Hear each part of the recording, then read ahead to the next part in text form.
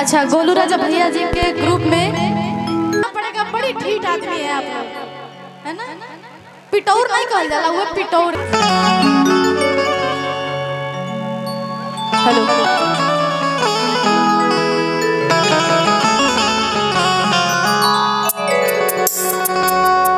सबसे पहले ही माफी मांग लेते नहीं, काहे कि हमरा खांसी भी बाटे। बोलत बोलत अगर खांसी आ जाए तो हंस के टाल दे, ठीक बा। और जितना भी हमारी माता बहन भैया लोग जे जे बैठल बा, सभी के प्रणाम बा। उधर भी हमारे गार्जियन बैठल बानी, वहाँ लोग के प्रणाम बा। और इधर भी दर्शक जितने भी हमारे, सभी को प्रणाम है। और इधर जितने भी हमारे गार्जियन हैं, टूना भैया जी, और नाम तो याद नहीं आ रहा है सबका। भैया नाम बता दीजिए। विनय भैया, बबलू राय जी, टूना भैया, रामनाथ तिवारी जी, वीरेंद्र, अमरेंद्र भैया जी, जितने लोग का मैंने नाम लिया सभी को मेरा प्रणाम है। और सॉरी नाम नहीं जान रहे थे, बाकी आप लोगों को भी मेरा प्रणाम है। और बहुत खुशनसीब हो जो इस धरती पे आई हूँ। भैया लोग का आशीर्वाद है, गुड्डू भैया का आशीर्वाद है, धनंजय भैया का आशीर्वाद है, विनय भैया का आशीर्वाद है, और हमारे भैया लोग हैं उन लोग का भी आशीर्वाद है। और आकाश मिश्रा जी तो सुपरस्टार जी हैं। ना ना कैसे कैसे बोलती। अब आप मेरे भैया की उम्र के आप भी ना भैया बोलेंगे। चलिए, बहुत प्यारा भैया फिर बार ठक ठक ठक होते रहिए, बहुत अच्छा लगा। हाँ के धनंजय भैया के, वो तो भैया ही है का भैया।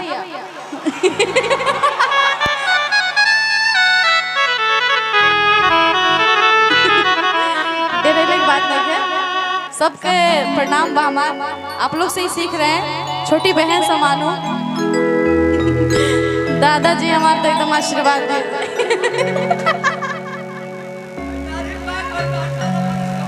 दाढ़ी पाक गई 18 बरिस के बाद, सोच लीजिए।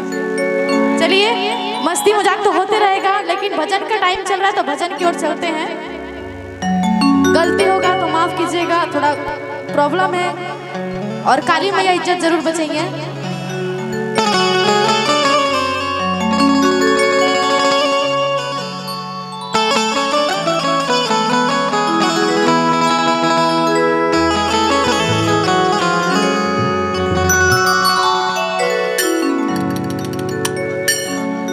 शारदा भवानी राखो भैया, इको बढ़ाइए थोड़ा सा।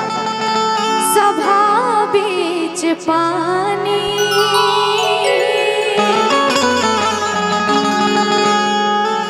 कि दोनों हाथ जोड़ पड़ी,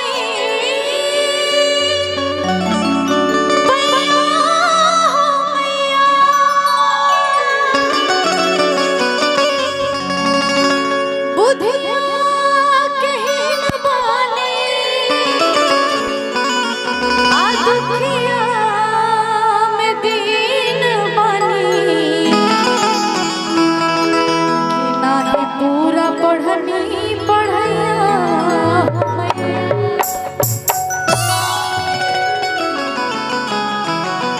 और काली जी का मंदिर है और काली जी का यज्ञ भी हो रहा है, तो मैं पूरा कोशिश करती हूँ कि काली मैया का ही गाना सुनाओ। बहुत ही प्यारा भजन है जो पवन भैया गाए थे, बहुत पुराना सॉन्ग है जो सबके दिल को भाता होगा, सब लोग भी सुना होगा, खास करके जो छोटा होगा उस टाइम तो सुने ही होंगे। 10 साल पहले की बात है, 10-15 साल की पहले की ये गाना है। काका हो हमरा के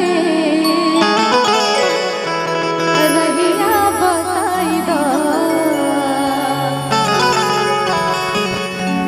बानी भुलाइल घरे पहुँचाई दो। अभी कोई बजाएगा, ठीक है? जितने भी हमारे दर्शक बैठे हुए हैं, जितने लोग अभी चिल्ला रहे थे, वो ताली बजाएंगे कि नहीं? जरा एक बार अपने लिए हल्ला कीजिए तो, जरा एक बार अपने लिए ताली बजाइए तो। कितना मजा आ रहा है खुद की तारीफ करने में, ना? तो माई की तारीफ करने में लाज लगता? तारीफ करना है ना माता जी के लिए। ताली सब लोग बजाएंगे, शर्माना नहीं है। और कैमरा वाले भैया जरा इन लोग पे फोकस कीजिएगा, इन लोग को वायरल कीजिए। ये सब लोग स्टार है। यस बाप रे, इधर ये तो मेला लगल बा। मशीन नहीं है गिरावे के, बस ताली बजाएगा। काका हो हमरा के रहिया बताई दा, बानी भुलाइल तनी घरे पहुँचाई दा। ना जानी गौआ के नाम एगो काली माई बाड़ी हमरा भैया। काका हो हमरा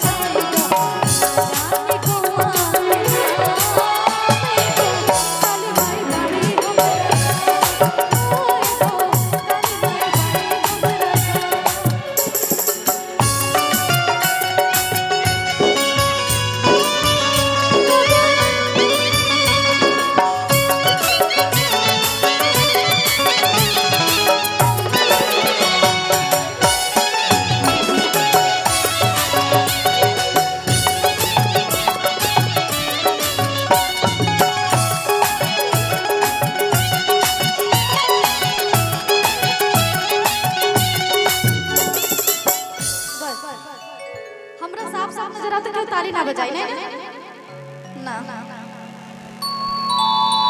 जे ताली ना बजाई उनकर गर्लफ्रेंड कल छोड़ के चल जाई। गर्लफ्रेंड के नाम पे तो बड़ी तकलीफ होता है ना। ताली बजाइए सब लोग। गांव के हमरा पुरवारी मंदिर बाटे भारी,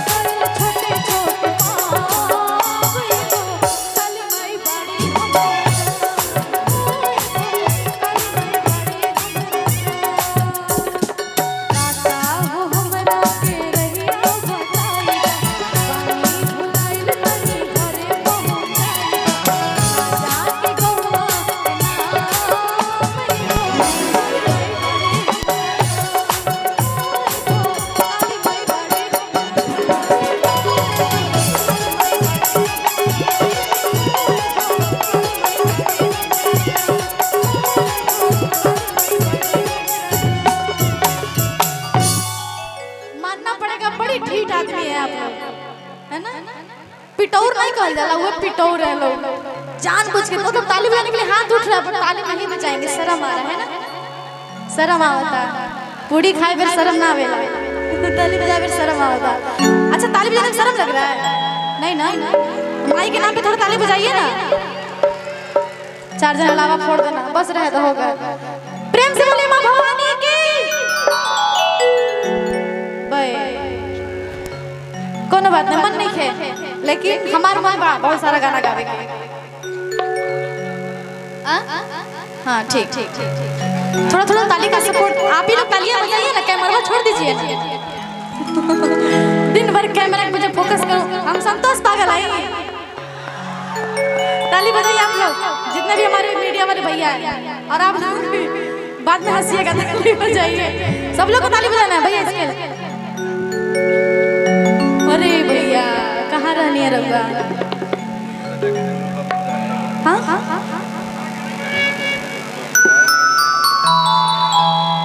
अच्छा, गोलू राजा भैया जी के ग्रुप में क्या नाम है भैया? बबलू, बबलू राय। हाँ? उनके तरफ से ढेर सारा पुरस्कार बा। Thank you so much. भाई लोग की तरफ से बहन के इनाम और तनी दिन थोड़ा थोड़ा ताली का सपोर्ट चाहिए ना, तो हम नीचे उतर जाएंगे। नीचे उतरने के नाम पे ना खुशी तो देखिए, जैसे चांद नीचे उतर के। अच्छा कौन कौन मेरा गाना सुना है? वो सब ना अभी हम प्रेजेंट में बानी दूसर